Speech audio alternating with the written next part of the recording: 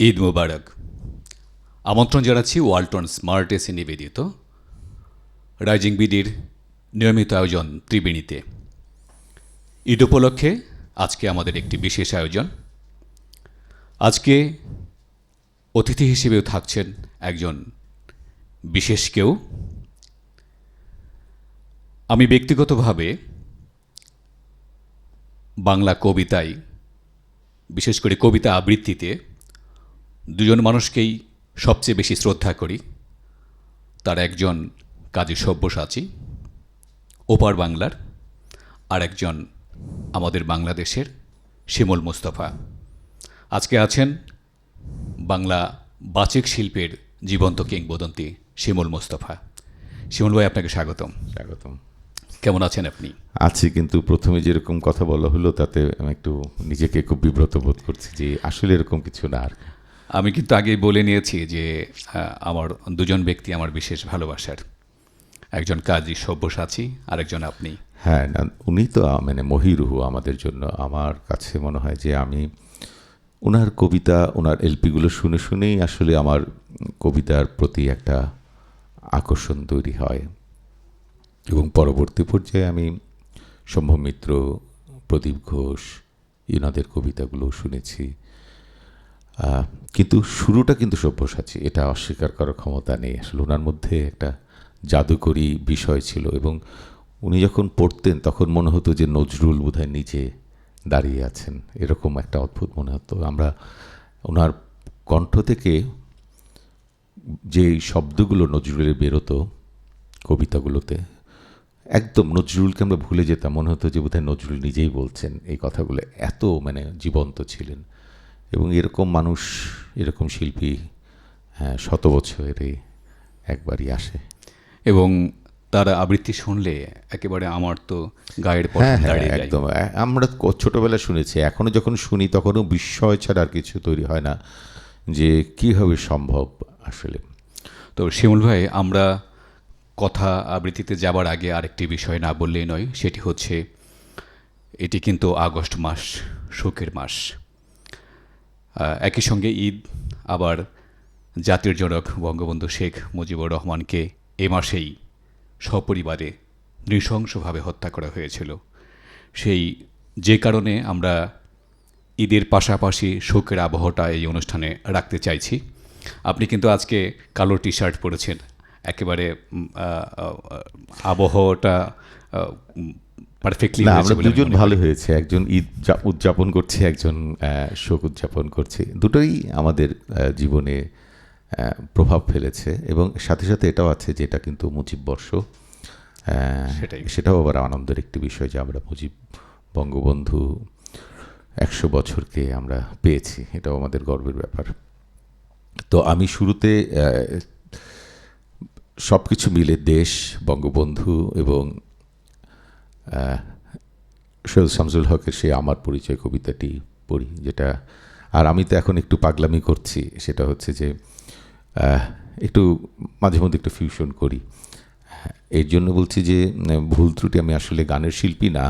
শুধু ফিউশন বললে ভুল হবে, আপনি রীতিমতো গবেষণা করছেন, এবং সেটি আমরা অনুষ্ঠানের পরবর্তী অংশে হ্যাঁ, বলব। আমি কতগুলো অদ্ভুত অদ্ভুত ব্যাপার ছিল যে চিরন্তন বিষয়গুলো তো যুগ যুগ ধরে ঘুরে ঘুরে আমরা আবার ফিরে পাই। তো সেরকম যে লালন যেই কথাগুলো বলেছে, লালন যেই গান দিয়ে যেই কথাগুলো বলেছে, নজরুল দেখেছি কবিতা দিয়ে সেই কথাগুলোই বলেছে। তো এগুলো যখন আমি মিলাতে যাই তখন আমার কাছে মনে হয় যে এই মিলগুলো মানুষকে জানানো দরকার, যে প্রত্যেকটি মহান ব্যক্তি, যারা জ্ঞানী গুণী ব্যক্তিরা, তারা কিন্তু মানুষের জন্য, মানবতার জন্য, দেশের জন্য, দশের জন্য কিন্তু ঘুরে ফিরে একই বাণী দিয়ে গেছেন। তো এই যে মিলগুলো আছে, সবারই কথা কিন্তু যে মানবতাবাদ একটা বিষয় কাজ করে, দেশপ্রেম কাজ করেছে। তো এইগুলোকে উদ্বুদ্ধ করার জন্যই আমার চেষ্টাটা থাকে যে এগুলোকে সামনে তুলে ধরা, যে লালন কেন বলেছে এই কথা, নজরুল কেন বলেছে, রবীন্দ্রনাথ কেন বলেছে। তো এগুলো আমি তুলে ধরাটাই হচ্ছে আমার একটা মেসেজ মানুষের কাছে পৌঁছে দিতে চাই আর কি। আরেকটা কথা না বললে নয় যে এই কাজগুলোই আপনাকে অনন্য করেছে, অন্যদের থেকে কিছুটা ডিফারেন্ট করেছে। না, বিতর্ক হয় আমাকে নিয়ে। তো আমি সত্যিকার অর্থে বলি যে আমি আসলে মানুষের কাছে কিছু পৌঁছে দেবার জন্য। এখন ডাক পিয়নের মতো একটি কাজ, আমার কাজ হচ্ছে যে মেসেজগুলো দিয়ে দেওয়া। আমি শিল্পী হতে চাই না, আর শিল্পী হবার জন্য আসলে এই কাজগুলো করি না। আমার একটা দায়িত্ববোধ আছে, সেই দায়িত্ববোধটা থেকেই আমি এই কাজগুলো করি, যে মানুষকে সচেতন করা, উদ্বুদ্ধ করা। সেটা কিসের উপরে? আমাদের মুক্তিযুদ্ধের উপরে, আমাদের দেশপ্রেমের ব্যাপারে, আমাদের মানবতার ব্যাপারে। তো এই বিষয়গুলোকে আমি সবসময় খুব এমফ্যাসিস দিয়ে চাই, কবিতায় হোক বা আমি যেটা বিশ্বাস করি। অনেক ভালো কবিতাও আছে কিন্তু আমার আদর্শের সাথে মেলে না। অনেক ভালো কবিও আছেন যারা আমার চিন্তা চেতনার সাথে যায় না, আমি তাদের কবিতা পড়ি না। স্পষ্টভাবেই বলি যে এই আমার একটি এরকম 2টি নির্বাচিত আবৃত্তির সংকলন আছে, 700-র মতো কবিতা এখানে। এমন বাংলাদেশের কেউ কেউ বলেন যে একদম প্রধান কবি, কিন্তু আমার আদর্শের সাথে তার মেলেনি। আমি তার কবিতা আমার কখনো মুখ দিয়ে কোনো দিন উচ্চারণ করিনি, মানুষের সামনে করিনি। আমি পড়েছি তার কবিতা, তো অবশ্যই পড়ে না পড়লে তো আর এই কথাগুলো বলতে পারতাম না। কিন্তু আমি দেশদ্রোহী কোনো শব্দ কেউ যদি উচ্চারণ করে কবিতায়, দেশকে অস্বীকার করে, মুক্তিযোদ্ধাদেরকে জালিম বলে, আমি তাদেরকে যত বড়ই কবি হোক তাকে আমি কবি হতে পারে, কিন্তু আমি তার কথা কোনোদিন মুখ দিয়ে উচ্চারণ করব না। আসলে একজন শিল্পীর বৈশিষ্ট্য তো সেই জায়গাতেই যে সে আদর্শের দিক থেকে আপোস করে না কখনোই। আমি করি না, এবং আমার একটা অনুষ্ঠান হয় যেটা 2010 থেকে হচ্ছে আর কি, রবীন্দ্র সরোবরে। সেখানে আমি কিন্তু এই কথাটি বলেছি, আমি ব্যক্তি জীবনে চেষ্টা করি, সম্ভব না হলেও চেষ্টা করি যে আদর্শচ্যুত না হওয়া। কিন্তু আমার কবিতার ক্ষেত্রে আজ অবধি আমি কোনোদিন আদর্শচ্যুত হয়ে কোনো কবিতা পড়িনি। আমি একদম সজ্ঞানেই বলছি। সেজন্য আমার ওই অনুষ্ঠানটির নামই দিয়েছি যে আপোস করিনি কখনোই আমি। এই হলো ইতিহাস। রবীন্দ্র সরোবর নিয়ে আমরা পরে আরও কথা বলবো। আমার মনে হয় দর্শকরা অনেকক্ষণ ধরেই অপেক্ষা করছেন আপনার কবিতা শোনার জন্য। আমরা তাহলে শুরু করে দিই। সৈয়দ শামসুল হকের ওই কবিতাটি দিয়ে শুরু করি। আমার পরিচয়। আমি বাংলায় গান গাই, আমি বাংলায় গান গাই, আমি আমার আমিকে চিরদিন এই বাংলায় খুঁজে পাই। আমি বাংলায় দেখি স্বপ্ন, আমি বাংলায় বাঁধি সুর, আমি এই বাংলার মায়া ভরা পথে হেঁটেছি এতটা দূর। বাংলায় আমার জীবন আনন্দ, বাংলা প্রাণের সুর। আমি একবার দেখি, বারবার দেখি, দেখি বাংলার মুখ। আ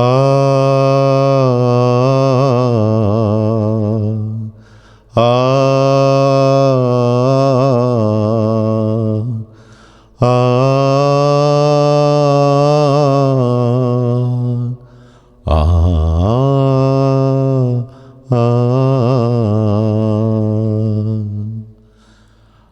আমি জন্মেছি বাংলায়, আমি বাংলায় কথা বলি, আমি বাংলার আলপথ দিয়ে 1000 বছর চলি। চলি পলি মাটি কোমলে আমার চলার চিহ্ন ফেলে, 1300 নদী শুধায় আমাকে, কোথা থেকে তুমি এলে। আমি তো এসেছি চর্যাপদের অক্ষরগুলো থেকে, আমি তো এসেছি সওদাগরের ডিঙার বহর থেকে, আমি তো এসেছি কৈবর্তের বিদ্রোহী গ্রাম থেকে, আমি তো এসেছি পাল যুগ নামে চিত্রকলার থেকে, এসেছি বাঙালি পাহাড়পুরের বৌদ্ধবিহার থেকে, এসেছি বাঙালি জোর বাংলার মন্দির বেদি থেকে, এসেছি বাঙালি বরেন্দ্র ভূমে সোনা মসজিদ থেকে, এসেছি বাঙালি আউল বাউল মাটির দেউল থেকে।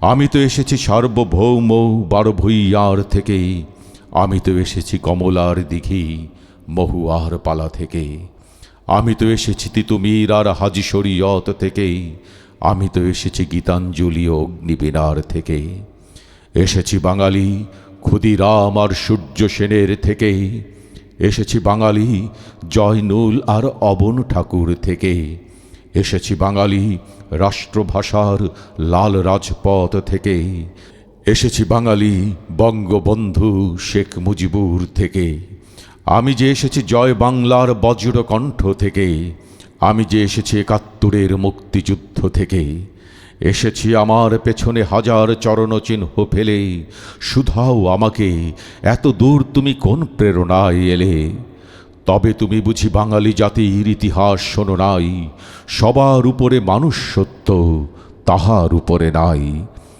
একসাথে আছি একসাথে বাঁচি আজও একসাথে থাকবই, সব বিভেদের রেখা মুছে দিয়ে সাম্যের ছবি আঁকবই, পরিচয়ে আমি বাঙালি আমার আছে ইতিহাস গর্বের, কখনোই ভয় করি না কো আমি উদ্যত কোনো খড়গের, শত্রুর সাথে লড়াই করেছি স্বপ্নের সাথে বাস, অস্ত্রেও শান দিয়েছি যেমন শস্য করেছি চাষ, একই হাসি মুখে বাজিয়েছি বাঁশি গলায় পড়েছি ফাঁস, আপোষ করিনি কখনোই আমি, এই হলো ইতিহাস, এই ইতিহাস ভুলে যাব আজ আমি কি তেমন সন্তান, যখন আমার জনকের নাম শেখ মুজিবুর রহমান, তার ইতিহাস প্রেরণায় আমি বাংলায় কথা বলি, চোখে নীল আকাশ বুকে বিশ্বাস, পায়ে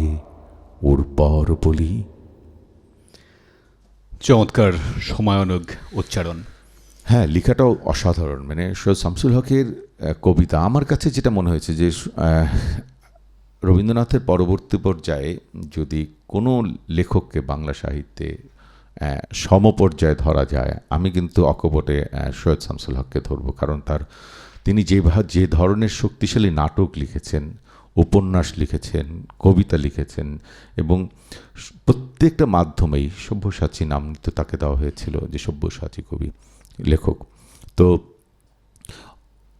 এই মানুষটি সম্পূর্ণভাবে আমার কাছে মনে হয়েছে যে উনি একদম যেই মাধ্যমটিতে ধরেছে, এবং গানের ক্ষেত্রেও কিন্তু উনি যে গানগুলো লিখেছেন প্রত্যেকটা অসাধারণ অসাধারণ গান আছে, এবং সেই ছড়া গান থেকে শুরু করে তারপরে চলচ্চিত্রেও গান লিখেছেন, চলচ্চিত্রের গানগুলো, হ্যাঁ, এবং 60-এর দশকে তার কিন্তু বিখ্যাত বিখ্যাত গান আছে, অনেকে জানেই না যে এই গানগুলো তার। এবং শেষে যে আমাদের কয়েকদিন আগে আমাদের প্রখ্যাত দুজন শিল্পী মারা গেলেন, যারা আমাদের এটার অপূরণীয়, তাদের মধ্যে একজন মাত্র গেলেন গত বছরের আগে, সুবীর নন্দী, তার কিছু গান উনি লিখেছেন।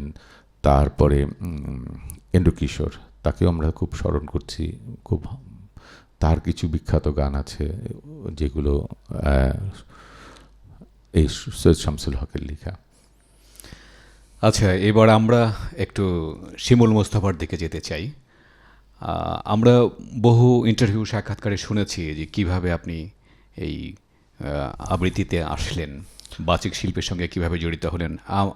আমরা জানি যে আপনি একসময় খেলাধুলার প্রতি অনেকটা আসক্ত হয়ে বলা চলে ছিলেন, তো সেখান থেকে আমাদের একটু বলবেন যে ছোটবেলা থেকে আপনার খেলাধুলা কিভাবে আপনার এই আবৃত্তিতে আসা। আসলে যেটা হচ্ছে যে আমি একেবারেই থাকে না যে একটা মানুষ পরিকল্পনা করে, অ্যাম্বিশন থাকে, আমি এরকম মানুষ নই।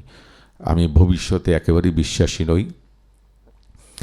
আমার একটা মানে ভালো দিক না খারাপ দিক জানি না, কিন্তু আমি যেটা বলি সেটা করি, আর যেটা করি সেটা বলি, এভাবেই চলি। অনেকে আছে যে একটাকে বিশ্বাস করে কিন্তু জীবনযাপন আরেকভাবে করে। যেমন আমার বাসায় বলি যে অনেকে বলে যে সবার জন্য আমার দুয়ার খোলা। এখন সত্যিকার অর্থে আমি রাতের বেলাও কিন্তু আমার বাড়ির দরজা লক করি না, যদি কেউ আসে। এটা যেই যায় রাত্রে 2টার সময় যেয়ে দেখে দরজা খোলা, ঢুকে যেতে পারে। তো আমার দুয়ার এরকম খোলা থাকে। তো আমি কখনো কালকে কি হব বা কালকে কি করব এটাই বিশ্বাসী নয়। আমার একটাই কথা হচ্ছে যে এই মুহূর্তে আমার যেটা ভালো লাগছে, যেটা করতে ইচ্ছে করছে, সেটাই করতাম। তো একটা সময় খেলাধুলা করতে খুব ভালো লাগতো, পড়াশোনা করতে খুব পছন্দ হতো না।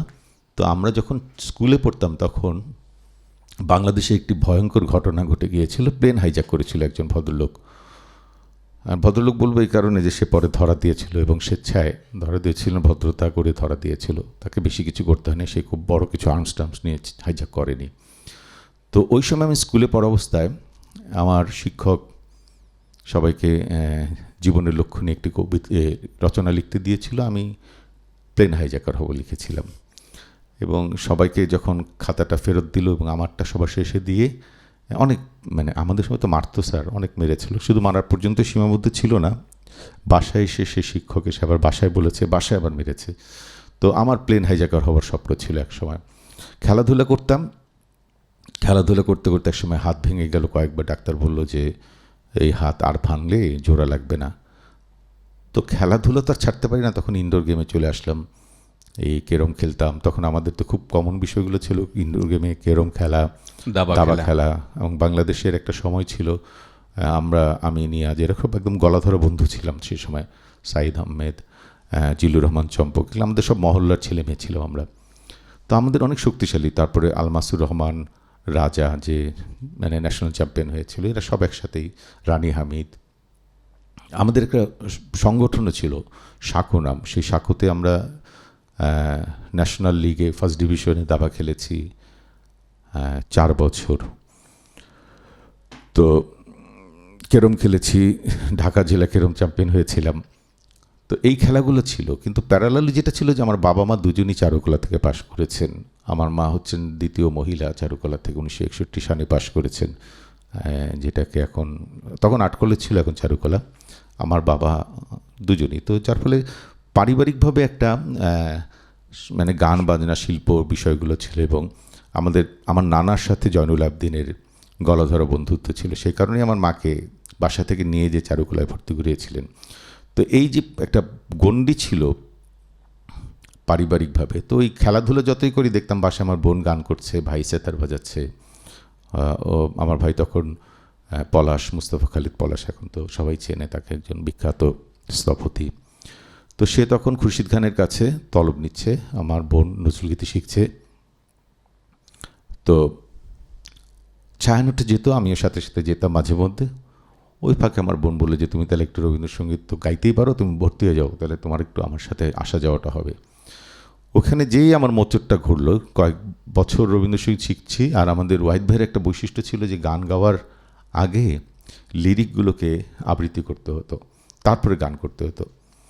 তো আমার তখন মনে হয়েছে যে গানের কথাগুলো রবীন্দ্রনাথের সেই বয়সেই খুব মনের মধ্যে আটকে গেছে, যে এটা তো অনেক সুন্দর সুন্দর কথা এবং অনেকগুলো দর্শন আছে। একই রকম গানের সুরে তো একটা নির্দিষ্ট সুর, কিন্তু এটা যদি আবৃত্তি করি অনেকভাবে করা যায়। এই যে পরিবর্তনটা আসলো যে একটা লিরিককে অনেকভাবে পড়া যায়, এরপরে আস্তে আস্তে আসলো। এবং পরবর্তী পর্যায়ে যেটা হলো যে 80-র দশকে স্বৈরাচার আন্দোলনের পর যেটা হলো যে ইনভলভমেন্ট চলে গেল এবং একজন সক্রিয়, তখন আমরা সক্রিয়ভাবে একেবারে যেটাকে বলে ক্যাডার, সেভাবেই পথে পথে কোমরের মধ্যে কাটা রাইফেল দিয়ে কবিতা পড়ছি, ধরে নিয়ে যাচ্ছে, জেল কাটলাম, এরকম করতে করতে প্রেমের কবিতাও তখন হয়ে গেল প্রতিবাদের কবিতা। এই তো। যাক, আমরা আরও শুনব এই গল্প, তো তার আগে আরেকটা কবিতা শুনতে চাই।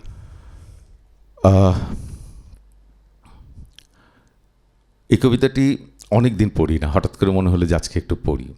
এটা হচ্ছে বীরেন্দ্র চট্টোপাধ্যায় অনুদিত একটি কবিতা, সেই মানুষ যে মাঠে ফসল ফলিয়েছিল। এটা একটু প্রতিবাদী কবিতা, বর্ণবাদ বিরোধী একটি কবিতা। আমাদের এক সময় খুব বিদেশি কবিদের কবিতা অনুবাদ খুব ছিল এবং খুব ভালো ভালো কিছু অনুবাদ আছে, তার মধ্যে এটি একটি আমার কাছে মনে হয়েছে। সেই বিরাট খামারটাতে কখনো বৃষ্টি হয় না, আমারই কপালের ঘাম দিয়ে গাছগুলিকে তৃষ্ণা মেটাতে হয়। সেখানে যে কফি ফলে আর চেরি গাছে যে টুকটুকে লাল রঙের বাহার ধরে, তা আমারই ফোঁটা ফোঁটা রক্ত, যা জমে কঠিন হয়েছে। কফিগুলিকে ভাজা হবে, রোদে শুকোতে হবে, তারপর গুঁড়ো করতে হবে, যতক্ষণ না পর্যন্ত তাদের গায়ের রং হবে আফ্রিকার কুলির গায়ের রঙের ঘোর কৃষ্ণবর্ণ, আফ্রিকার কুলির জমাট রক্তে ঘোর কৃষ্ণবর্ণ। যে পাখিরা গান গায় তাদের জিজ্ঞাসা করো, যে ঝর্ণারা নিশ্চিন্ত মনে এদিক ওদিক ছুটোছুটি করে, যে বাতাস এই মহাদেশের মধ্যকার মানচিত্র থেকে মর্মরিত হচ্ছে তাদের। কে ভোর না হতে ওঠে, কে তখন থেকেই খেটে মরে, কে লাঙল কাঁধে দীর্ঘ রাস্তা কুজো হয়ে হাঁটে, আর কেই বা শস্যের বোঝা বইতে বইতে ক্লান্ত হয়। কে বীজ বপন করে আর তার বিনিময় যা পায় তা হলো ঘৃণা, বাসি রুটি, পচা মাছের টুকরো, শতচ্ছিন্ন নোংরা পোশাক, কয়েকটা নয়া পয়সা। আর এর পরেও তাকে পুরস্কৃত করা হয় চাবুক আর বুটের ঠক্কর দিয়ে। কে সেই মানুষ? কে ক্ষেতগুলিতে গম আর ভুট্টা ফলায় আর সারি বাঁধা কমলা গাছগুলিতে ফুলের উৎসব আনে? কে সেই মানুষ? কে ওপরওয়ালাকে গাড়ি, মেয়েমানুষ কেনার টাকা আর মোটরের নিচে চাপা পড়ার জন্য নিগ্রোদের মুন্ডু যোগান দেয়? কে সাদাদমিকে বড় লোক তৈরি করে, তাকে রাতারাতি ফাঁপিয়ে তোলে, পকেটে টাকা জোগায়? কে সেই মানুষ? তাদের জিজ্ঞাসা করো। যে পাখিরা গান গায়, যে ঝর্ণারা নিশ্চিন্ত মনে এদিক ওদিক ছুটোছুটি করে, যে বাতাস এই মহাদেশের মধ্যকার মানচিত্র থেকে মর্মরিত হচ্ছে, তারা সকলেই উত্তর দেবে ওই কালো রঙের মানুষটা যে দিন রাত গাধার খাটুনি খাটছে। আহা, আমাকে অন্তত এই তাল গাছটার চূড়ায় উঠতে দাও, সেখানে বসে আমি মদ খাবো। তাল গাছ থেকে যে মদ চুইয়ে পড়ে আর মাতলামোর মধ্যে আমি নিশ্চয় ভুলে যাব, ভুলে যাব, ভুলে যাব আমি একজন কালো রঙের মানুষ। আমার জন্য এই সব। এই কবিতাগুলো আসলে 80-র দশকে পড়তাম, তো এইগুলো কবিতা হ্যাঁ, তখন আমি খুব মনে করেছি যে আন্দোলনের তো আমাদের একটাই পথ, যে কবিতা দিয়ে হয়তো আমি যুদ্ধ করতে পারবো। এবং কবিতা যে এত শক্তিশালী একটি মাধ্যম তখন ছিল যে কবিতা পড়তাম দেখে আমাদেরকে ধরে নিয়ে যেত। এরকম একটি মজার ঘটনা বলি। শাহবাগে এরকম, আমাদের তখন তো চুঙ্গা মাইক, তো এরকম একটা জায়গায় আমরা কবিতা পড়ছি, এদিক দিয়ে আর্মি টার্মি সব নামানো, তো আমরা একজন কাঁধে করে এরকম স্ট্যান্ড নিয়ে মাইকটা, দুটো মাইক দিয়ে আমি কবিতা পড়ছি। কোথা থেকে জানি একটা, তখন ওই 175 মোটরসাইকেলের সার্জেন্টরা আসতো আর কি, তখন সবচেয়ে কোথা থেকে সেই করে আসলো একজন সার্জেন্ট, জাস্ট আমার কলারটা ধরলো, বলে উঠেন পেছনে, ওঠাও করে একটু টান দিল। তো আমি তো শেষ, বললাম যে আজকে আবার ধরা খেলাম, বোধহয় আজকে আবার বোধহয় 7-8 দিনের জন্য আটকে গেলাম। তো শিশু পার্কের কাছে আমাকে নিয়ে থামলো, থামে জড়ায় বলল যে আমার চোখ দিয়ে পানি এসে গেছে, তো আমি জানি তোমাকে ধরে ফেলবে এখন, তো তোমাকে আমি কিন্তু স্কট করে নিলাম, কিন্তু যাও বাসায় যাও। তো এই পুলিশের এই ঘটনাটি আমার খুব মনে হয়েছে। এবং তখন আমার আরেকটি এরকম ঘটনা আমার মনে আছে। ময়মনসিংহে টাউন হলে আমি শব্দের একটি অনুষ্ঠান করতে গিয়েছি, তো ওইখানে কবিতা পড়ছি, তো একটা অনুরোধ এসেছে যে সশস্ত্র বাহিনীর প্রতি দাঁড়াও, নিজেকে প্রশ্ন করো কোন পক্ষে যাবে। তো এইগুলো তখন প্রতিবাদী কবিতা, তো আমিও তখন সঙ্গে সঙ্গে পড়ে ফেললাম। পড়ে ফেলার পর যখন মঞ্চ থেকে নেমেছি, দেখি একজন আর্মি অফিসার এসে বলল, ভাই এটা আমি অনুরোধ করেছি। তো এইসব মজার মজার কিছু ঘটনা আছে যে সত্যিকার অর্থেই যে একটা রাষ্ট্রের কিছু নিয়ম হয়তো যাদেরকে নিয়ে আমরা বলছি তারা নিজেরাও কিন্তু আমার মনে হয় না যে এইসব বিষয়গুলোকে মেনে নিয়েছে, জাস্ট হয়তো পরিস্থিতি, তারাও তো মানুষ। তো এরকম একটা ঘটনা থাকে যে আসলে সবার মধ্যেই একটা কবিতার মধ্যে যে একটা প্রতিবাদ করবার যে বিষয়টি, সত্যটা যে বেরিয়ে আসে কবিতার মধ্যে দেখে, যে ওখানে আছে যে তুমি একজন কৃষকের ছেলে, তুমি একজন তোমার বাবা একজন রিক্সাওয়ালা, এর দিকেই তো আমরা আসলে সবাই বেরিয়ে এসেছি। তো তাদের দিকে তুমি টার্গেট প্র্যাকটিস করছো কার হুকুমে? এই জন্য তো তোমাকে আসলে এই জন্য রাখা হয়নি, তোমাকে রেখেছিল দেশটাকে ভালোবাসার জন্য, দেশকে সুরক্ষা করার জন্য।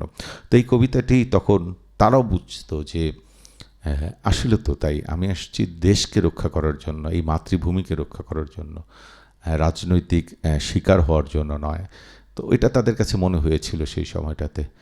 তো এই বিষয়গুলো আমার জীবনে এত বেশি মঞ্চ প্রোগ্রামিং প্রত্যন্ত অঞ্চলে, আমি একটা সময় ছিল যে 80-র দশকে প্রজেকশন মিটিং যেরকম থাকে সেরকম আমি প্রজেকশন করে করে গিয়েছি আর কি কবিতা পড়ার জন্য।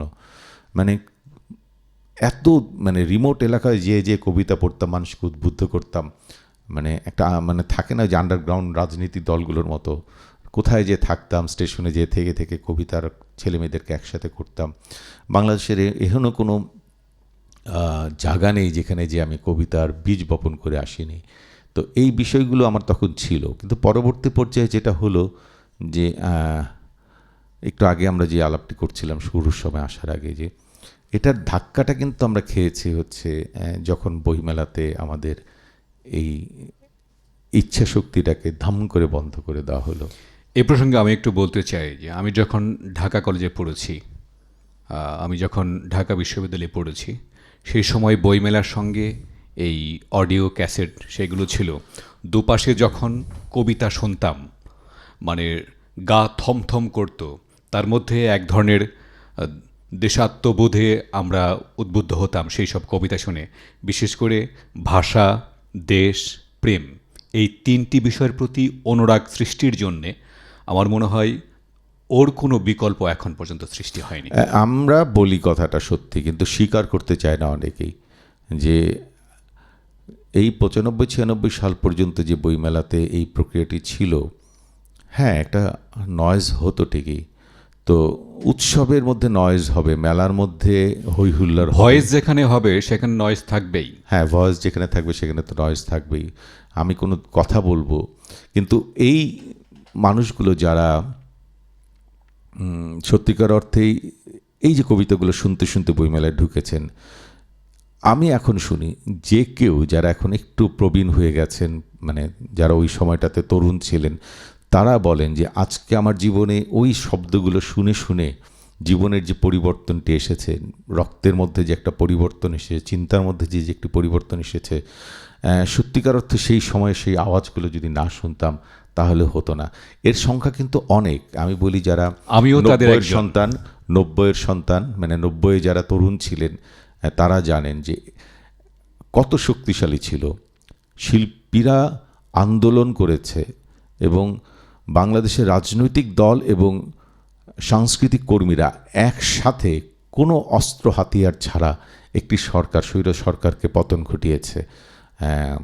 এটা ভাবাই যায় না, যেখানে ভয়ঙ্কর একটি স্বৈর সরকার ছিলেন, যেখানে ট্রাক চালিয়ে দিতেন আর্মিরা, হল থেকে মেয়েদেরকে বের করে নিয়ে এসে নির্যাতন করেছে।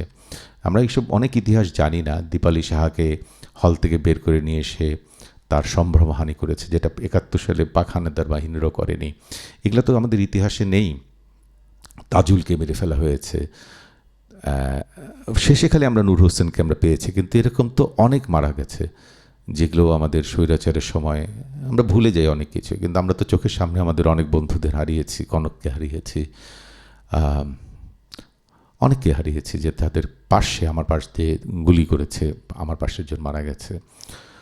রাতের বেলা ডাস্টবিনে সারা রাত কাটিয়েছি পুলিশের নির্যাতন থেকে বাঁচবার জন্য।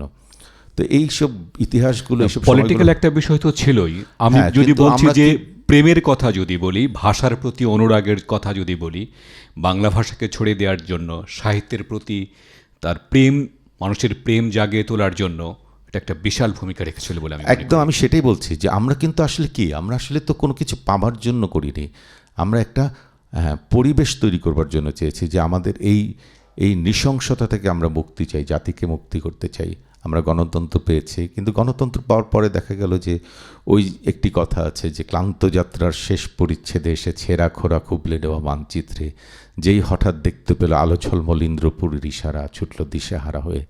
তো এই ইন্দ্রপুরীর ইশারায় অনেকে দিশেহারা হয়ে ছুটেছে। যখন আমরা একসাথে মাঠে মিছিল করেছি, আমাদের মতো অনেকে আছে যে আমাদের দায়িত্ব শেষ, গণতন্ত্র এসেছে, তারপরে কিন্তু ভুলেও কিন্তু তার ওই রাজনীতির বিষয়গুলো নিয়ে কোনো ফয়দা লুটিয়ে নিই। আমাদের কাজ হয়েছে, আমরা সুন্দর করে দেশটাকে রাষ্ট্রের হাতে তুলে দিয়েছি, সরকারের হাতে তুলে দিয়েছি, জীবনে আবার স্বাভাবিক জীবনে ফিরে এসেছি। কিন্তু এই যে বিষয়গুলো আছে, যে প্রেম, দ্রোহ, একটা মানুষের জীবনে সবগুলোর একটা সম্মিলন। বাঙালির মধ্যে কিন্তু দ্রোহ ছাড়া প্রেম নেই, প্রেম ছাড়া দ্রোহ নেই, দেশ ছাড়া প্রেম নেই, সব কিছুর সাথে একটা কিন্তু অদ্ভুত মিল আছে। প্রকৃতি ছাড়া এদেশের মানুষ বাঁচে না, প্রকৃতি নির্ভরশীল একটি জাতি। ষড়ঋতু পৃথিবীতে কোথাও নেই, এইখানেই ঋতু শুধু ছয়টি। আছে। মানে আমরা কিন্তু যেমন এখানে রমণীগুলো নদীর মতো, এখানে মানুষ পোশাকের সাথে সাথে তার চালচলন পাল্টে ফেলে। আমি উদয়কে দেখেছি আসার সময়, সে কর্পোরেট, যখন ঢুকলাম, যখন পাঞ্জাবিটা পরে সে যখন আমার সাথে বসলো, তখন দেখি সে পুরো কথাবার্তার মধ্যেই তার চেঞ্জ হয়ে গেছে। একটা মেয়ে যখন শাড়ি পরছে তার মধ্যে কিন্তু একটা রমণীয় একটা ভাব চলে এসছে। হ্যাঁ, তো এই যে পরিবর্তনগুলো, বৃষ্টি আসলে আমরা দেখি ফেসবুকে স্ট্যাটাস চেঞ্জ হয়ে যায়, মানুষ সব রোমান্টিক হয়ে যাচ্ছে। তো এটা গুগলেও দেখা যায় যে ওরা ওয়েদারের সঙ্গে মিল রেখে, সময়ের সঙ্গে মিল রেখে তাদের ব্যাকগ্রাউন্ড চেঞ্জ করে ফেলে। আচ্ছা শিমুল ভাই, আমি আরেকটু ওই জায়গাটাতে আসব। এমন কি হতে পারে না যে বইমেলার সঙ্গে আলাদা একটা জায়গা করে দিয়ে সেখানে প্রতিদিনই আবৃত্তি চলছে এবং শিল্পীরা হয়তো কোনো সম্মানই নিচ্ছে না, তারা বিনা পয়সায় আবৃত্তি করছে, যার যার ইচ্ছে হচ্ছে তারা গিয়ে আবৃত্তি শুনছে, সেটা কি হতে না, পারে? আমি একটা কথা বলি উদয়, সেটা হচ্ছে কি, যে এইটা হচ্ছে, আমরা করি টিএসসিতে আবৃত্তি সমন্বয় পরিষদ মাসব্যাপী অনুষ্ঠান করে, শহীদ মিনারও আবৃত্তির অনুষ্ঠান হচ্ছে, রবিতে সরোবরে হয়, অনেক কিছুর সাথে হয়, কিন্তু আবৃত্তির আলাদা অনুষ্ঠান কিন্তু সমন্বয় পরিষদ করে। কিন্তু একটা কথা মাথায় রাখতে হবে, সেটি হচ্ছে যে আমরা কিন্তু আর গত শতাব্দীতে নেই, এই শতাব্দীতে এসে কিন্তু আমাদের সব কিছু পাল্টে গেছে। আমি একটি কবিতা বা আমি একটা লেখা লিখলাম, আমি ফেসবুকে পোস্ট করলে সেটার ভিউয়ার হচ্ছে বা লাইক দিচ্ছে 1000, 1200 এভারেজ। তার মানে আমি একটা পরশুদিন একটি কবিতা পোস্ট করার পরে 1000 জন মানুষ সেই কবিতাটি পড়েছে। কবিতা, কিন্তু আমি আবৃত্তি বলিনি।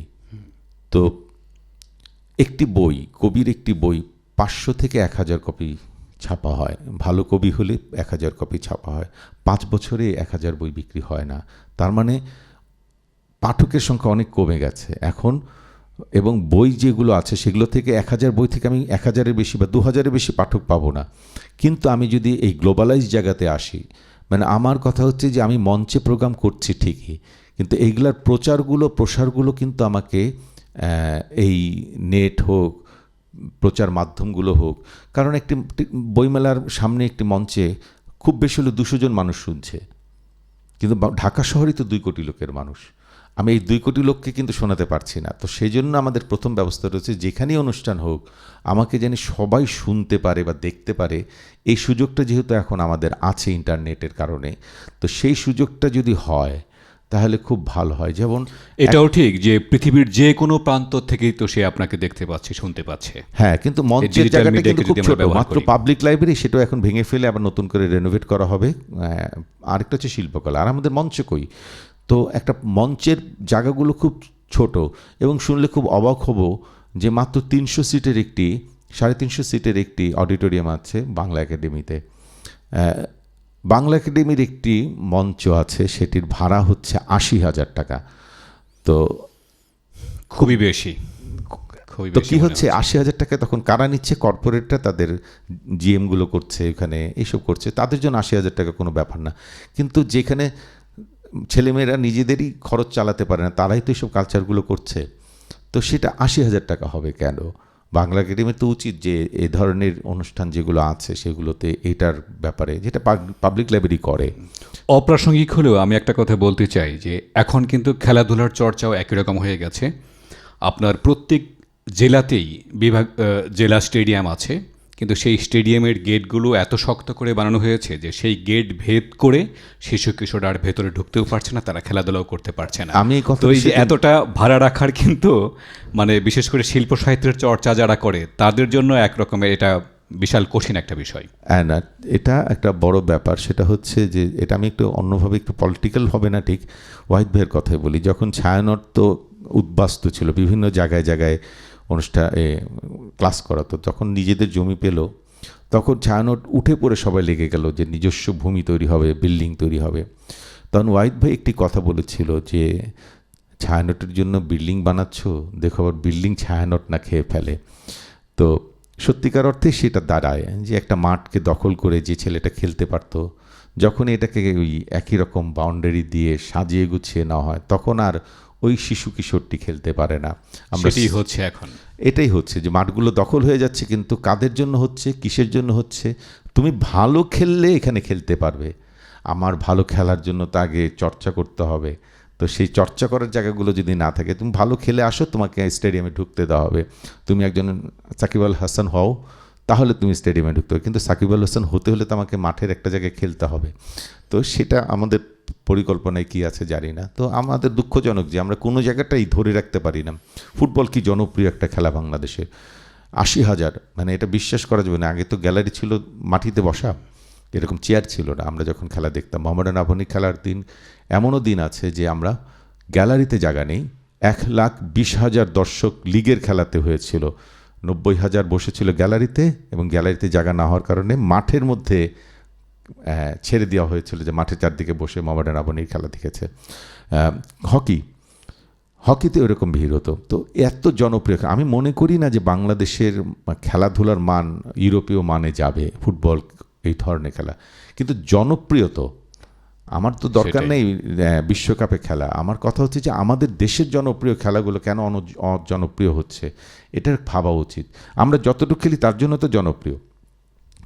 আমরা এখন টেবিল টেনিস খেলছি, আমরা চায়নাদের মতো খেলতে পারবো না, ব্যাডমিন্টন খেলতে পারবো না মালয়েশিয়ানদের মতো, ইন্দোনেশিয়ানদের মতো, কিন্তু আমাদের খেলতে ভালো লাগে। আমরা খুব ভালো কিছু না করি, কিন্তু জনগণ তো খেলতে ভালো লাগে। তো এই খেলার জায়গাগুলো তো আমাদের দিতে হবে।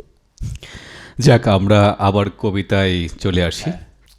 ক্লাসটা শেষ করেই জাস্ট টিএসসিতে আমি বসতাম, আমার সাথে আমি সঞ্জীব, এই দুজন বসে থাকতাম একটা টেবিলের মধ্যে।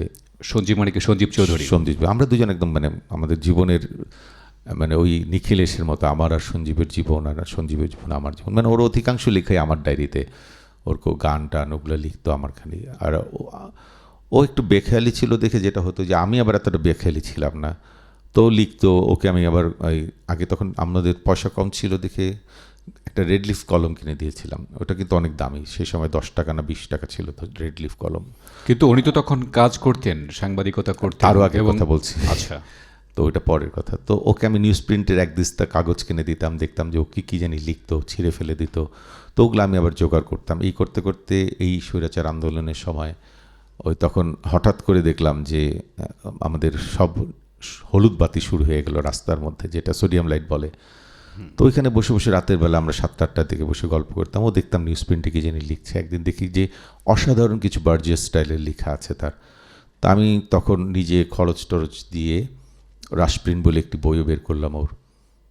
ওখানে 3-4টি স্বৈরাচার আন্দোলনের খুব কঠিন কঠিন বিষয়গুলো, যেগুলো আমাদের মানে ইতিহাস থেকে সরিয়ে ফেলা হয়েছে, সেই লেখাগুলো ওর মধ্যে আছে। তার কিছু গান আছে, যে গানগুলো আমার ডায়েরিতে লেখা। তো এরই একটা এরকম 4 লাইনের একটি গান পরবর্তী পর্যায়ে লিখেছিল বাকিটা। ওইটার সাথে আমি শক্তি চট্টোপাধ্যায়ের একটি কবিতা আছে, অবনী বাড়ি আছো। অর্থাৎ এই অবনী হচ্ছে তার প্রিয় বন্ধুদের একটা সার্কেলের একজন। অবনী মারা গেছে, ওই বাড়িটি এখন বিধ্বস্ত পড়ে আছে, কেউ নেই। এই যে এক রকমের নালি ঘাস বলে, নালি ঘাস হচ্ছে যে অনেক দিন একটা জায়গায় থাকলে সেটা লালচে হয়ে যায় যে ঘাস, না আস্তে আস্তে না, ওটা ওয়াল বেবে আটকে ফেলে। পরাণ মুখ সবুজ নালি ঘাস দুয়ার চেপে ধরে, মানে ঘাসগুলো উঠতে উঠতে পুরো বাড়িটাকে ঘিরে ফেলছে। তো ওই বাড়িতে আর কেউ যায় না। তো এই অবনী হচ্ছে খুঁজছে যে অবনী তুই বেরোবি না, আমরা একসাথে আড্ডা দিব না, এরকম একটা ব্যাপার। তো এটার সাথে সঞ্জীবের একটি গান আমার মনে হয়েছে যে কোথায় জানি একটা মিল আছে।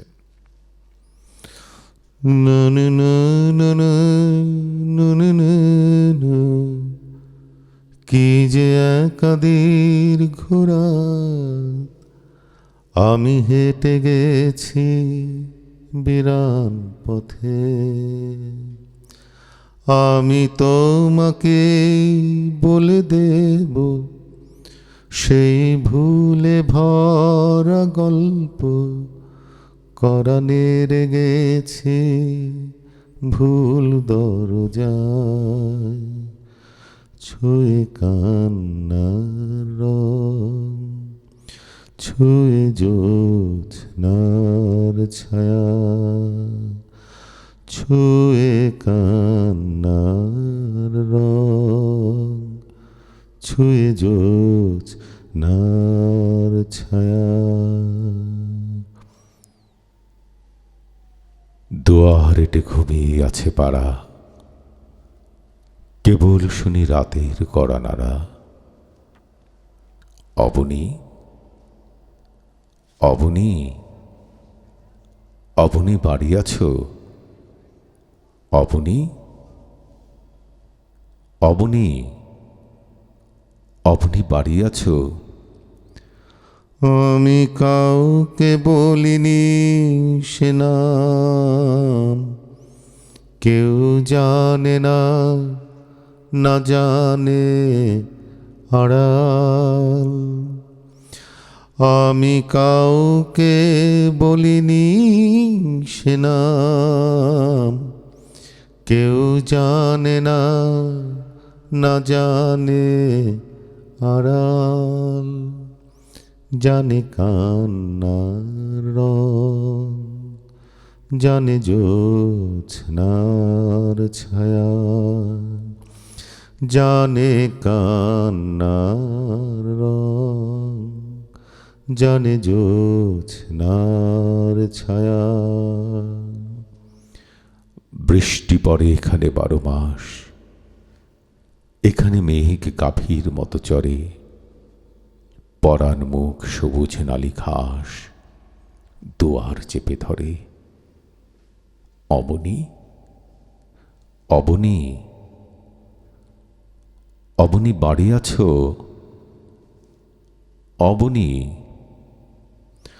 তবেই হোক তীরে জাগুক প্লাবন, দিন হোক লাবণ্য হৃদয়ে শ্রাবণ।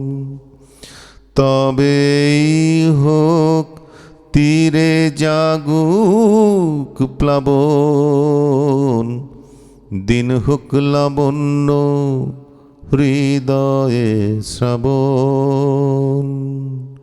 তুমি কান্নার রং, তুমি জ্যোৎস্নার ছায়া। তুমি কান্নার রং, তুমি জ্যোৎস্নার ছায়া। আধিক লীন হৃদয়ে দূরগামী, ব্যথার মাঝে ঘুমিয়ে পড়ি আমি। সহসা শুনি রাতের কড়া নাড়া। অবনী, অবনী, অবনী বাড়ি আছো?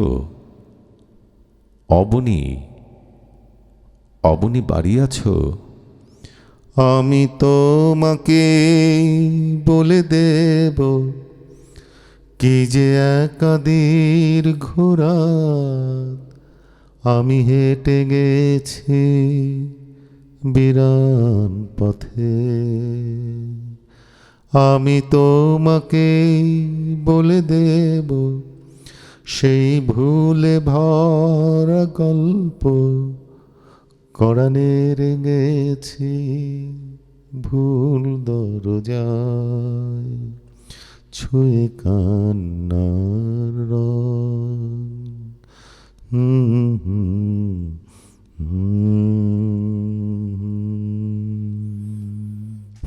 বাহ, মুগ্ধ হয়ে শুনছিলাম। প্রিয় দর্শক, আপনারা দেখছেন ওয়ালটন স্মার্ট এসি নিবেদিত রাইজিং বিডির বিশেষ আয়োজন ত্রিবেণী। আপনারা শুনছিলেন দেশের শীর্ষ আবৃত্তি শিল্পী, বাচিক শিল্পী শিমুল মুস্তাফার আবৃত্তি। আমরা 30 সেকেন্ডের একটা বিরতি নিচ্ছি, ফিরছি একটু পরেই।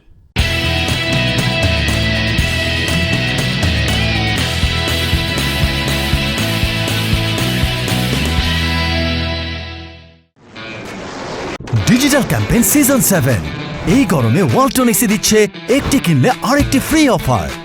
এখন ওয়ালটন এসি কিনে ডিজিটাল রেজিস্ট্রেশন করলেই পেতে পারেন আরেকটি এসি 100% ফ্রি। থাকছে 10 থেকে 50% পর্যন্ত নিশ্চিত ক্যাশব্যাক। ওয়ালটন এসিতে গরম কাটুক আরামে। যে কোনো ব্র্যান্ডের পুরনো এসি বদলে নিন ওয়ালটন ব্র্যান্ডের নতুন এসি 25% ডিসকাউন্টে। ওয়ালটন।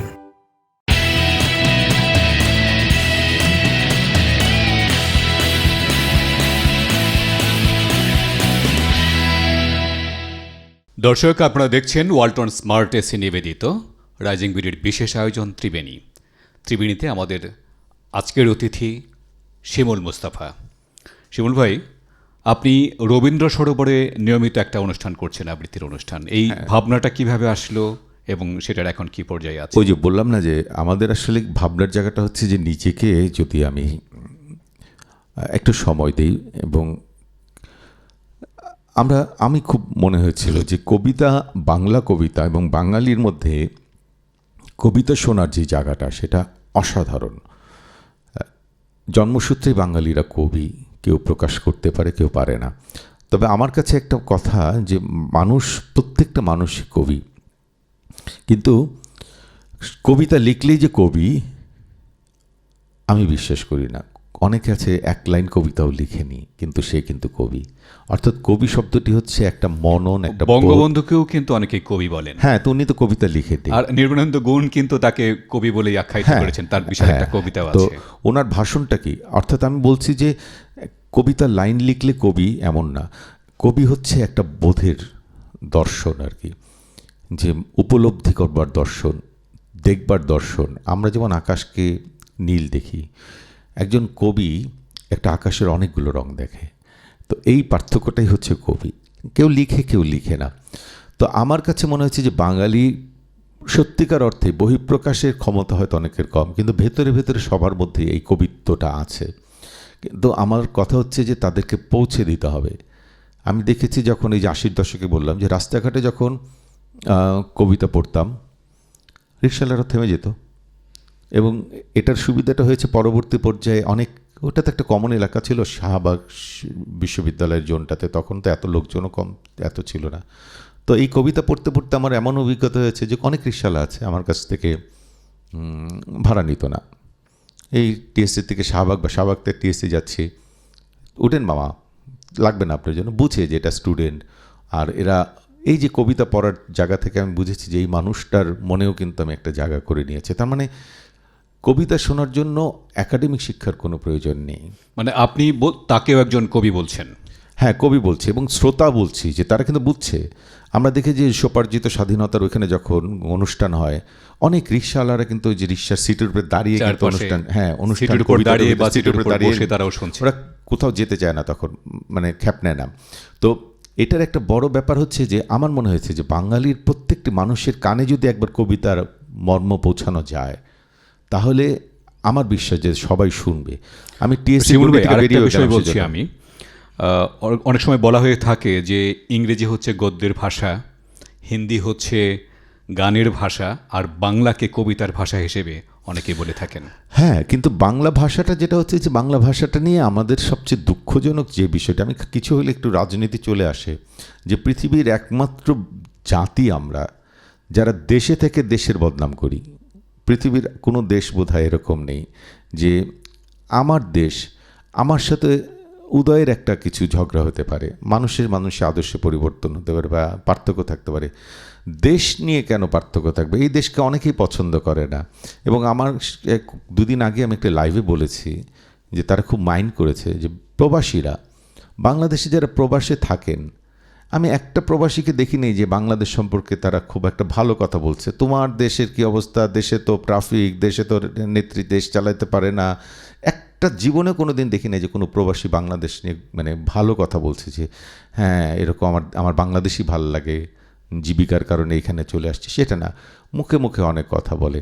কিন্তু এই যে মানুষগুলো, কিন্তু আমি ভারতের মানুষকে কিন্তু এটা দেখিনি কোনো দিন। ওরা অনেক রকমের জাত, অনেক ধর্ম, অনেক ভাষা, অনেক রকমের কালচার, কিন্তু রাষ্ট্রের ব্যাপারে কিন্তু সবাইকে বোধহয় এক কাতারে ফেলা যাবে না। সবাইকে না, কিন্তু আমাদের দেশে আমি বহুবার বিদেশে গিয়ে দেখেছি যে তাদের মনটা পড়ে আছে দেশে। না, আমি বিশ্বাস করি না। না, দেশাত্মবোধ আছে তাদের মধ্যে। দেশাত্মবোধ মোটেও নেই। এটা আমি কালকেই পরশুদিনই বলেছি যে না, সবার ক্ষেত্রে আপনি যেটা বলছেন সেটা হয়তো কিছু মানুষের ক্ষেত্রে আছে, অধিকাংশ মানুষের ক্ষেত্রে আমি এই জায়গাটাতে আপনার সঙ্গে ডিফার করব। আমি বলি সেটা হচ্ছে মান্নাদের কিন্তু একটা গান আছে, সেটা হচ্ছে ওই কতদিন দেখিনি তোমায়। এই গানটার ভেতরে আছে যে প্রিয় যবে দূরে চলে যায়, সে যে আরও প্রিয় হয় জানি।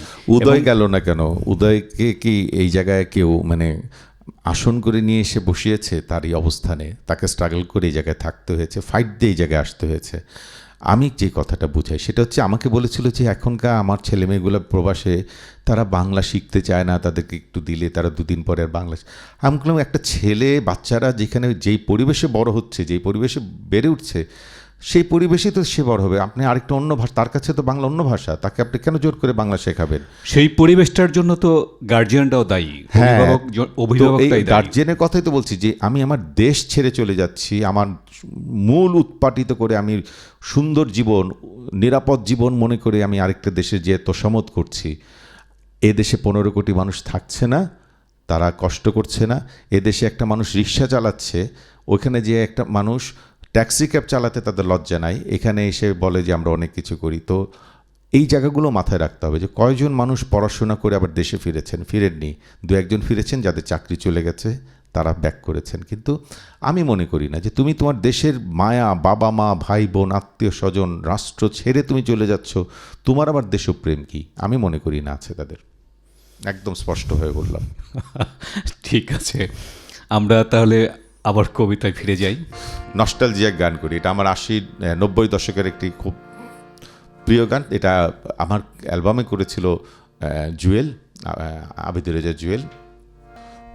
মনে পড়ে রুবিরায়, মনে পড়ে রুবিরায়, কবিতায় তোমাকে একদিন কত করে ডেকেছি। আজ হায় রুবিরায়, ডেকে বলো আমাকে, তোমাকে কোথায় যেন দেখেছি। মনে পড়ে রুবিরায়,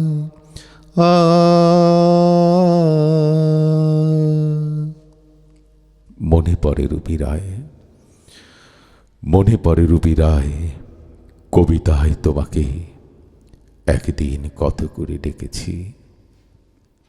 আজ হায় রুবিরায়, ডেকে বলো আমাকে, তোমাকে কোথায় যেন দেখেছি।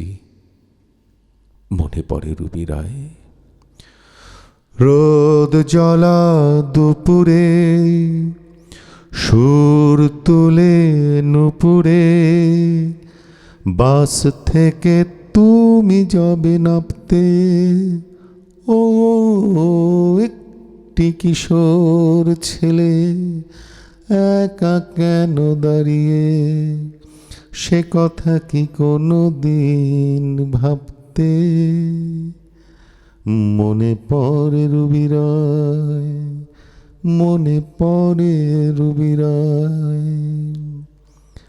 রোদ জ্বালা দুপুরে, সুর তুলে নুপুরে, বাস থেকে তুমি যাবে নামতে, একটি কিশোর ছেলে একা কেন দাঁড়িয়ে, সে কথা কি কোনোদিন ভাবতে। মনে পড়ে রুবিরায়, মনে পড়ে রুবিরায়। দীপ জ্বালা সন্ধ্যায়, হৃদয়েরই জানালায়, কান্নার খাঁচা খুলে রেখেছি। ও পাখি সে তো আসেনি, তুমি ভালোবাসনি, স্বপ্নের জাল বৃথা বুনেছি। মনে পড়ে রুবিরায়। দীপ জ্বালা সন্ধ্যায়, হৃদয়েরই জানালায়, কান্নার খাঁচা খুলে রেখেছি। পাখি সে তো আসেনি, তুমি ভালোবাসনি, স্বপ্নের জাল বৃথা বুনেছি। মনে পড়ে রুবিরায়, মনে পড়ে রুবিরায়, মনে পড়ে রুবিরায়। মনে পড়ে রুবিরায়, কবিতায় তোমাকে একদিন কত করে ডেকেছি। আজ হায় রবিরায় ডেকে বলো আমাকে, তোমাকে কোথায় যেন দেখেছি। মনে পড়ে রবিরায়, মনে পড়ে রবিরায়। শিমুল ভাই, আগামী 6ই আগস্ট বিশ্বকবি রবীন্দ্রনাথ ঠাকুরের প্রয়াণ দিবস। তো তার একটা কবিতা আমরা শুনতে চাই। আবার অনেকে মনে করে থাকেন যে রবীন্দ্রনাথ যদি না আসতেন বা রবীন্দ্রনাথ যদি বাংলা সাহিত্যে নোবেল না পেতেন, তাহলে হয়তো বাংলা সাহিত্যের এখনকার যে অবস্থা, এই অবস্থায় হয়তো থাকতো না। আমি এটা অস্বীকার করব না, তবে রবীন্দ্রনাথ না থাকলে কি হতো সেটা আমরা তো আর বলতে পারবো না। আছেন দেখে আমি একটু বলতে পারি যে উনি থাকাতে কি হলো। থাকাতে যেটি হলো যে আমরা একটা নিস্তার পেলাম। নিস্তার পেলাম এই কারণে বলছি যে যে ধারায় বাংলা সাহিত্য যাচ্ছিল, সেই ধারাবাহিকতায় মানুষ একটু দুর্বোধ্যের জায়গায় চলে গিয়েছিল সাহিত্য শ্রোতাদের কাছেও। কিন্তু রবীন্দ্র সময় এসে যেটা আমরা দেখলাম, রবীন্দ্রনাথের সময় এসে যে রবীন্দ্রনাথ এত সহজ সরল ভাষায় লিখেছেন। একটু আমাকে একজন বললেন রবীন্দ্রনাথ বুঝতে কি করতে হবে। আমাকে একজন বলেছিল, আমি বললাম রবীন্দ্রনাথের যে কোনো লেখা একটু ধীরে ধীরে পড়লেই সব বোঝা যায়, বেশি মানে ভাবার কিছু নেই। একটু স্বাভাবিকের থেকে একটু ধীরে ধীরে পড়লে প্রত্যেকটা কথাই আমার জীবন থেকে বলা, খালি একটু মাথার মধ্যে নিলেই বোঝা যায় যে কত কিছু বলে যাচ্ছে এত সহজ কথায়।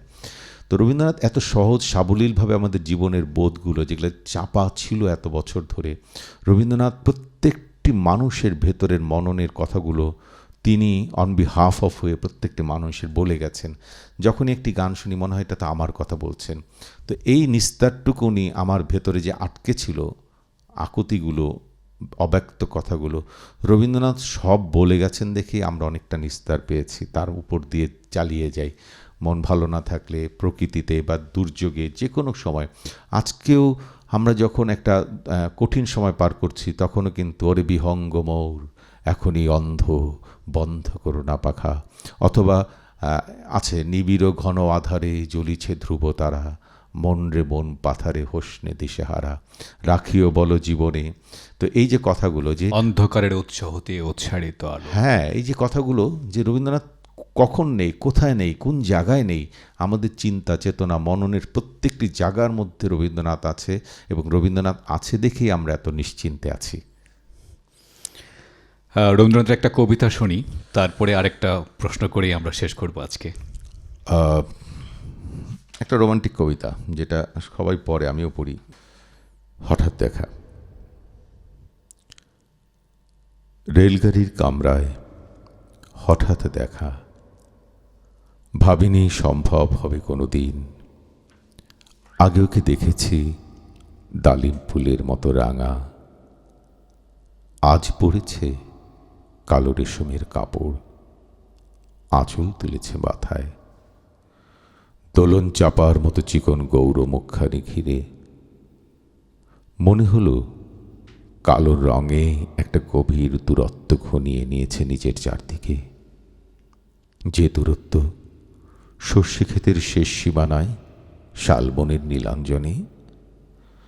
থমকে গেল আমার সমস্ত মনটা, চেনা লোককে দেখলে অচেনার গাম্ভীর্যে। হঠাৎ খবরের কাগজ ফেলে দিয়ে আমাকে করলে নমস্কার। সমাজবিধির পথ গেল খুলে, আলাপ করলেম শুরু। কেমন আছো, কেমন চলছে সংসার ইত্যাদি। সে রইল জানালার বাইরের দিকে চেয়ে, যেন কাছের দিনের ছোঁয়াচ পার হওয়া চাহনিতে। দিলে অত্যন্ত ছোট দুটো একটা জবাব, কোনোটা বা দিলেই না, বুঝিয়ে দিলে হাতের অস্থিরতায় কেন এসব কথা, এর চেয়ে অনেক ভালো চুপ করে থাকা। আমি ছিলাম অন্য বেঞ্চিতে ওর সাথীদের সাথে। একসময় আঙুল নেড়ে জানালে কাছে আসতে, মনে হলো কম সাহস নয়। বসলুম ওরা এক বেঞ্চিতে। গাড়ির আওয়াজের আড়ালে বললে মৃদু স্বরে, কিছু মনে করো না, সময় কোথা সময় নষ্ট করবার? আমাকে নামতে হবে পরের স্টেশনেই। দূরে যাবে তুমি, দেখা হবে না আর কোনো দিনই। তাই যে প্রশ্নটার জবাব এতকাল থেমে আছে শুনবো তোমার মুখে, সত্য করে বলবে তো?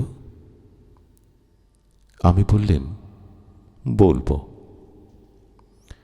বাইরে আকাশের দিকে তাকিয়ে শুধল, আমাদের গেছে যে দিন, একেবারেই কি গেছে, কিছুই কি নেই বাকি? একটুকু রইলেন চুপ করে, তারপর বললেন, রাতের সব তারাই আছে দিনের আলোর গভীরে। খটকা লাগলো, কি জানি বানিয়ে বললেম নাকি। ও বললে, থাক, এখন যাও ওদিকে। সবাই নেমে গেল পরের স্টেশনে, আমি চললেম একা। চমৎকার। আমরা অনুষ্ঠানের প্রায় শেষের দিকে চলে এসেছি। আপনার কাছে জানতে চাই যে এখন যারা আবৃত্তি শিখতে চান, যারা শিমুল মোস্তফা হতে চান, তাদের জন্য আপনার পরামর্শ না, আমার মতো না, আমার থেকে ভালো। আমি খুব একটা ভালো পড়ি না। আমার তো বলেছি যে আমি আসলে ভালো পড়লে ভালো পড়ি না, আমার যেটা মনে হয় সেভাবেই পড়ছি। কিন্তু এখন ছেলেমেয়েরা যারা করছে সেটাতে একটা ভালো দিক এবং একটা খারাপ দিক আছে। ভালো দিকটা হচ্ছে আগ্রহ অনেক, কবিতার প্রতি সবারই পড়ার একটা দেখেছি যে প্রায়শই সবাই কবিতা রেকর্ড করে করে পোস্ট করছে ফেসবুকে। ভালো দিক এটা, কিন্তু আমি খারাপভাবে দেখি না। আগ্রহ থাকুক, পরে ঠিক হয়ে যাবে। কিন্তু খারাপ দিকটা হচ্ছে যে শিখতে না চাওয়া, চর্চা না করা। অনেকের ধারণা যে যার নাই কোনো গতি সেই করে আবৃত্তি। তো কথাটা আসলে ঠিক না। আবৃত্তি হচ্ছে আবৃত্তিয়ং শাস্ত্রয়ং অধ্যয়ং শাস্ত্রয়ং, অর্থাৎ সকল শাস্ত্রের বোধ জন্ম হয় আবৃত্তি থেকে। এবং আবৃত্তিটা খালি গলাবাজি না, আবৃত্তিটা হচ্ছে, আমি বলি যে আবৃত্তি হচ্ছে মস্তিষ্কের শিল্প। এই জায়গাটাকে আমি যদি শানিত না করতে পারি, ভাবনাগুলোকে যদি আমি নানা রকম মাত্রিকতা না দিতে পারি, গভীরে যদি না যেতে পারি বোধের, তাহলে আবৃত্তি শুধু গলাবাজি হয়। তো এর জন্য একটা সাধনা দরকার হয়, পড়াশোনা দরকার হয়, ইনভলভমেন্ট দরকার হয়, চর্চার দরকার হয়। একটা জিনিস বারবার পড়তে পড়তে পড়তে পড়তে সেটার মধ্যে থেকে অনেক কিছু আবিষ্কার হয়। তো এই জিনিসগুলো এখন ছেলেমেয়েদের মধ্যে অনেক কম। তারা একটা ইন্টারনেট থেকে একটা কবিতা নামায় অথবা কারো কণ্ঠে একটা কবিতা শোনার সঙ্গে সঙ্গে পরের দিন সে একটা রেকর্ড করে। আর আমি এই 40-42 বছর ধরে কবিতা পড়ে যাচ্ছি, কিন্তু আমার এখনও মনে হয় যে আমার শেখা বাকি আছে। আমি প্রত্যেকদিন চর্চা করি, রেওয়াজ করি, প্র্যাকটিস করি। তো এটা আসলে মাথায় রাখতে হবে যে আমার এখনও মনে হয় যে আমার বোধহয় কোথাও কমতি হচ্ছে। তো এই জায়গাটা ছেলেমেয়েদের এখন কম, যে তারা 7 দিনও প্র্যাকটিস করতে চায় না, 8 দিনের দিনই মনে হয় যে আমাকে বিখ্যাত হতে হবে। আচ্ছা, আরেকটা প্রশ্ন করছি যে শিমুল মোস্তফার পেশা কি? আবৃত্তি তার পেশা? আমি আবৃত্তি থেকে কোনোদিন কোনো টাকা পয়সা নেই না। আমি যা টাকা পয়সা আয় করি আবৃত্তি দিয়ে। আমি 88 সালেই নতুন গাড়ি কিনেছিলাম। বাংলাদেশে বোধহয় এটা কোনো শিল্পীর প্রথম গাড়ি। আমার 88 সালে আমি স্টুডেন্ট ছিলাম, মাস্টার্স করি, তখন মাস্টার্স শেষ হবে, তখন আমি একটা নতুন গাড়ি কিনেছি আবৃত্তি করে। এই প্রশ্নটা করার আরেকটা উদ্দেশ্য আছে, সেটা হলো মানে এটা করে কেউ তার সংসার চালাতে পারে। আমি বলছি যে আমি আবৃত্তি করে, কখনো কখনো কর্পোরেট প্রোগ্রাম হলে তো টাকা দেয়, রেমুনারেশন একটা দেয়, একটা সম্মানই দেয়। কিছু জায়গায় আমি পেশাগতভাবে কাজ করি, কিন্তু টাকাগুলো আমি আমার সংগঠনকে দিয়ে দিই, আমি নিজে রাখি না। তো আমার সংগঠন আছে, সেই সংগঠনের একটি মানে বেশ ভালো একটি অবস্থান আছে। আবৃত্তি দিয়ে না, বাচিক শিল্পকে বাংলাদেশের যতগুলো শিল্প মাধ্যম আছে আমি আপনাদেরকে বলেই দিই, সবচেয়ে বেশি আয় করা সম্ভব। উদয়ের বেতনের থেকে অনেকে আছেন যে মাসে তারা বেশি ইনকাম করেন, 7, 8, 9 লাখ টাকা অনেকে আছে কণ্ঠ বেচে আয় করেন, সেটা গান না। কিন্তু এই একটা ভয়েস ওভার দিলে, আমরা যদি একটা ভয়েস ওভার 30 সেকেন্ডে ভয়েস ওভার দিই, সর্বসাকুল্যে 5 মিনিট সময় লাগে রেকর্ডিং স্টুডিওতে ঢুকলে 10,000 15,000 টাকা করে পাওয়া যায়। তো বাংলাদেশে আবৃত্তি শিল্পের যথেষ্ট, আমাদের এই অনুজ মাহিদ সংসার চালাচ্ছে, 3 সন্তানকে নিয়ে প্রাইভেট ইউনিভার্সিটিতে পড়িয়ে এসে সংসার চালাচ্ছে আবৃত্তি করে। এবং অনেকে আছে যে 1.5 কোটি 2 কোটি টাকা দিয়ে ফ্ল্যাটও কিনে ফেলেছে এই আবৃত্তির বা বাচিক বিষয়ের সাথে। এই মাধ্যমটা অনেক পরিশ্রম কম, মানে টাকা আয় করার জন্য যতটুকু পরিশ্রম করতে হয় তার থেকে বেশি আয় হয়, অন্যগুলোতে তো অনেক কষ্ট করতে হয়। তো এটার অনেক সম্ভাবনা আছে, কিন্তু আমাদের দেশের নৈতিকতা নীতি ভালো না। তো এদেশের মানুষ কোনো পেশাতেই, আমার মনে হয় না যে শিল্পের কোনো পেশাতেই দীর্ঘস্থায়ী হতে পারবে, কারণ আমরাই আমাদের শত্রু সবচেয়ে বড়। এটা আমাদের। আচ্ছা, আরেকটা প্রশ্ন শুরুতেই করা উচিত ছিল, সেটি শেষে করছি। আপনি আবৃত্তির পাশাপাশি সম্ভবত একটা জবও করেন। আমি জব মানে কি, আমাদের পারিবারিক ব্যবসা আছে দীর্ঘদিন ধরে। আমার পেশাগত দিক নিয়ে আমি কম বেশি কেউ জানে না। আমাদের একটি পারিবারিক ব্যবসা আছে, সেটার একটা উইংস আমি দেখি।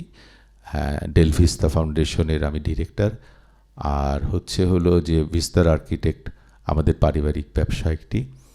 আমি এরই কিছু উইংসগুলো দেখি, আমার আর আমার ভাই, আমরা দুজনই। এটার আমার অভিভাবক হচ্ছে আমার বড় ভাই, আমার ভাবি, আমার স্ত্রী, এই 4 জনের সব কিছুর মধ্যে আমরা এই 4 জন যেটাই করি না কেন আমরা 4 জন করি। তো আমার ভাই হচ্ছেন মাথা, আর সব দেখভালগুলো আমি করি কিছু। এর মধ্যে একটি হচ্ছে যে আমাদের একটি লাউঞ্জ আছে রবীন্দ্রনাথকে নিয়ে, টেগোর টেরাস। এটি রবীন্দ্রনাথকে বেস করে একটি ক্যাফে আছে বনানীতে। ওইটা বিকেলবেলা আমি ওখানে বসি, দিনের বেলা কাজকর্ম করে ওইখানে বিকেলে বসি। এই তো। আর আমার বাড়তি টাকা যাই আসুক, সবাই জানে যে আমার নির্দিষ্ট খরচের যেটুক টাকা, আমি খুব বৈষয়িক জীবনযাপনে বিশ্বাস করি, ওইটুকের পরে কোনো টাকা আমি নিজে রাখি না। এটা সবাই জানে, দিয়ে দিই মানুষকে। ধন্যবাদ আপনাকে, আপনি অনেক মূল্যবান সময় দিলেন আপনাদের। না, আমারই ভালো লেগেছে। উদয়ের মতো একটা মানুষ, অসাধারণ একজন বহুমাত্রিক মানুষ উদয়, যেরকম মেধাবী, তার পেশাগত দিকে একজন দক্ষ কর্পোরেট, আবার দক্ষ শিল্পমনা মানুষ, এবং সে খুব ভালো কবিতা, গান, বাজনা এগুলোর প্রতি তার যে আসক্তি। এবং উদয়ের সান্নিধ্যটা আমি সরাসরি কখনো না পেলেও উদয়ের একেবারে তার অনুজা, ছোট বোন, আমার লালিত্যে বড় হয়েছিল, এখন বোধহয় ঢাকার বাইরে আছে বোধহয় না ও। তো ওর সম্পর্কে আমি জানি অনেক কিছু। আর উদয় একজন ব্র্যান্ড, এটা মনে রাখতে হবে যে উদয় একটা ব্র্যান্ড। তো ওর উত্তরোত্তর ভালো লাগে, ওর পাশে থাকতে পারলেও ভালো লাগে আমার। আজকের এই ওয়ালটনের এই আয়োজনে এরকম একটা মহতি উদ্যোগে, ভালো লাগা উদ্যোগে আমাকে আনার জন্য আমি সত্যি আনন্দিত। আর যারা এখানে আছেন, পরিচয় আজকেই হলো এবং প্রত্যেককে আমার খুব ভালো লেগেছে। হয়তো সামনে আপনাদের সাথে আবার দেখা হবে। সবাইকে কৃতজ্ঞতা, আর আপনারা ভালো থাকবেন। দর্শকদের উদ্দেশ্যে যদি আর 2-1টি কথা বলেন। দর্শকদের উদ্দেশ্যে আমি কিছু বলতে চাই না, এই কারণে যে দর্শকরাও আমার থেকে কম জানেন না।